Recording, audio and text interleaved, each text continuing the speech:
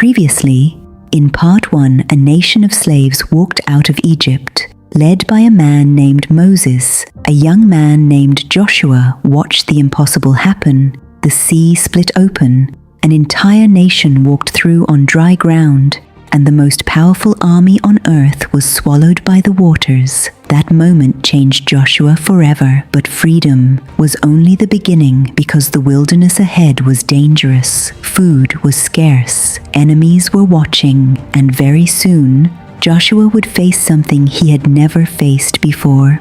War, not as a slave, not as a spectator, but as a commander. In part 2, an entire nation was about to discover who Joshua really was, and his first battle would decide the future of Israel. Welcome to part 3. What if I told you a single report changed the destiny of an entire nation? Not war, not famine, not even their enemies, just words. 12 men went in, but only 2 came back with faith, and because of the other 10, millions would wander for 40 years. This is that story. The desert was quiet that morning, too quiet. No battles, no enemies, no chains, just freedom. And yet, something felt heavy in the air, because freedom is easy to celebrate, but much harder to walk in. The people of Israel had come a long way, out of Egypt, out of slavery, out of fear.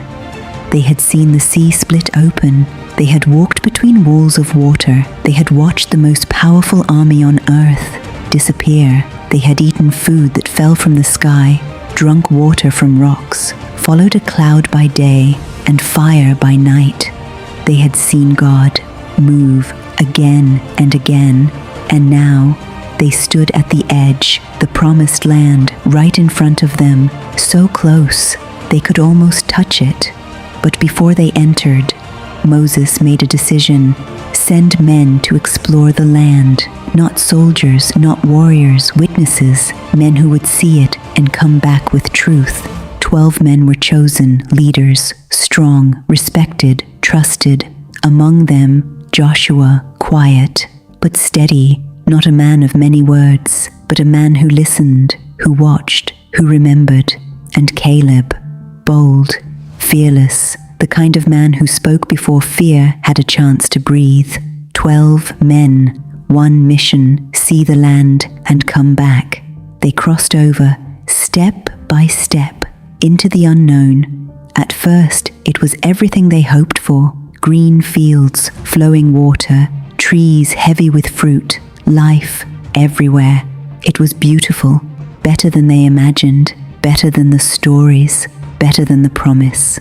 And then they saw them, the people, tall, strong, unshaken, men who looked like they were born for war. Cities surrounded by walls so high they blocked the sky, gates thick and heavy, defenses that whispered one thing: you don't belong here. And something shifted. A thought entered their minds: what if we can't do this? That thought grew, quietly, slowly, until it became fear. By the time they turned back, the land was still good, but their hearts were not the same. 40 days later, they returned, and the entire camp gathered, waiting, hoping, holding their breath. The spies stepped forward, and at first, it was good. The land flows with milk and honey. It's everything we were promised. And just like that, hope came alive. People smiled, some cried, others laughed in relief. But then, a pause, a shift, a single word. But the air changed. The people are strong. The cities are fortified. There are giants. We cannot take the land. We will be destroyed. Fear spread fast, from one person to another, like fire in dry grass. The same people who walked through the sea now stood frozen, afraid. Then Caleb stepped forward. No, his voice cut through the noise. We should go now. We can take the land. God is with us. For a moment, everything stopped. Joshua stood beside him, silent but strong, unmoved, certain, but 10 voices of fear were louder than 2 voices of faith. The crowd turned. Whispers became cries, cries became anger. That night, no one slept. Voices filled the camp, fear, blame, regret. Why did you bring us here? To die? We should have stayed in Egypt. At least there, we lived. Then the unthinkable. Let's go back to slavery. Joshua and Caleb tore their clothes, desperate. Don't rebel, don't be afraid. The Lord is with us. But the people didn't listen. They picked up stones, ready to silence the truth, ready to kill faith. And then everything stopped. A presence filled the camp, heavy, powerful, unavoidable. God spoke. How long will they reject me? How long will they refuse to believe? Silence, deep, terrifying silence. Then came the words that changed everything. Not one of you will enter the land. You could feel it, the shock, the weight, the finality. Except Joshua and Caleb, the rest would wander. 1 year for every day, 40 days, 40 years, just like that. The promise was delayed, not denied, but delayed. Years passed, slow, painful, heavy. The desert became home, dreams faded, hope grew quiet. Funerals became normal, one by one. The generation that chose fear disappeared, and Joshua watched it all. He remembered the land, the fruit, the promise. He remembered what could have been, and still he waited, year after year, day after day, 40 years. Waiting is hard, but waiting with faith, that's something else. Because every single day, Joshua had a choice, to doubt or to believe. And he chose belief, even when nothing changed, even when everything felt delayed, even when the promise seemed far away. He held on, because he knew something the others forgot. God doesn't fail, people do. And then, one day, the waiting ended. The old generation was gone, the desert had done its work, and a new moment arrived. But what happens next? What do you do when the man who led you through everything is suddenly gone? The voice you trusted, the leader who stood between you and chaos, the one who spoke to God, gone. And now, it's your turn. This is the moment Joshua never asked for, but was chosen for. The camp was quiet that day, not the peaceful kind of quiet, the heavy kind, the kind that sits on your chest and doesn't move. Moses was dead, the man who faced Pharaoh, who split the sea, who led a nation out of slavery, was gone. No speeches, no long goodbye, just silence and fear. Because for years, Moses had been everything, the voice, the guide, the one who knew what to do when no one else did. And now, there was nothing. The people looked at each other, waiting, wondering, who leads now? Who speaks now? Who stands between us and the unknown? And somewhere in that camp was Joshua, not at the center, not demanding attention, just there, watching, thinking, feeling the weight before anyone said it out loud, because deep down he knew this moment was coming. But knowing doesn't make it easier. 40 years, that's how long he had waited. 40 years of watching, learning, serving. He had walked with Moses, seen what leadership cost, seen the pressure, the criticism, the burden of carrying people who didn't always believe. And now, that weight was coming to him. Then, God spoke. Joshua. Not loudly, not for everyone, but clearly, direct, personal. My servant Moses is dead. A pause, not just words, reality, final. Now you arise.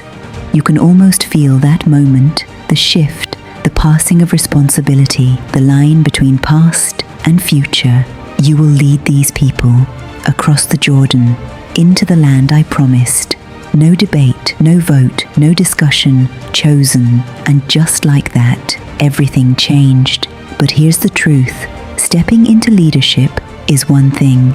Believing you're ready is another. Joshua had seen miracles. He had stood in battles. He had trusted God before. But this was different. Now the decisions were his, the pressure was his, the responsibility was his, and God knew it. So he didn't just give Joshua a command, he gave him something more. Be strong and courageous. Not once, not twice, but again and again and again. Be strong and very courageous. Because courage isn't automatic, it has to be chosen. Do not be afraid. Do not be discouraged. Because fear would come, doubt would whisper, pressure would build. But then, the promise. For the Lord your God is with you, wherever you go. That changes everything. Not your strength, not your experience, His presence. And in that moment, Joshua had a choice. Stay in the shadow of Moses or step into the calling. And he chose to step forward. He called the leaders, his voice steady, even if his heart was still catching up. Prepare the people. In 3 days, we move. 3 days, after 40 years, everything was about to change. The camp began to shift. Movement replaced stillness. Hope replaced uncertainty. But not everyone felt it, because ahead of them was a problem. The Jordan River, at flood stage, wide, deep, unforgiving, no bridge, no boats, no way across, and beyond that, enemies, cities, war. This was the moment, the first test, and everyone was watching. Would Joshua lead like Moses? Would God still move? Was the promise still alive? That night, you can imagine the thoughts, the questions, the pressure. But Joshua didn't go backward. He didn't hesitate. He moved forward. Because leadership isn't about having no fear. It's about moving, even when fear is there. Morning came, and the people stood at the edge, the river rushing in front of them, loud, wild, impossible. Then Joshua spoke. Consecrate yourselves, for tomorrow the Lord will do amazing things among you. Tomorrow, not someday, not eventually, tomorrow. And just like that, faith was set in motion. But what happened next, no one expected. Because the moment their feet touched the water, everything changed. The river didn't just slow down, it stopped. And once again, God made a way. Joshua stood there, watching it happen, not as a follower, but as a leader.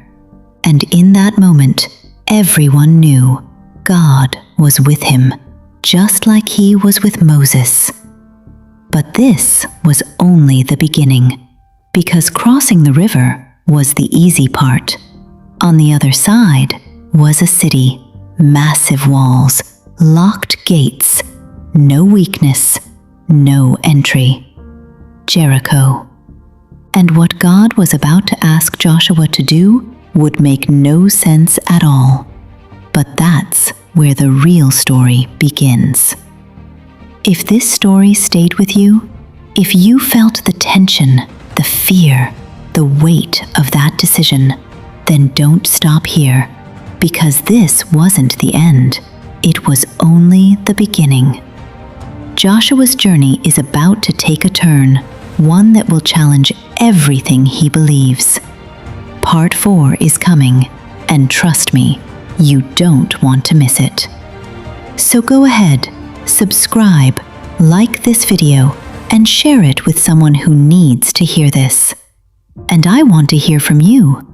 If you were there, would you have chosen fear or faith? Drop your answer in the comments below. And don't forget, turn on the notification bell so the moment part 4 drops, you're the first to see it. Because the next chapter changes everything.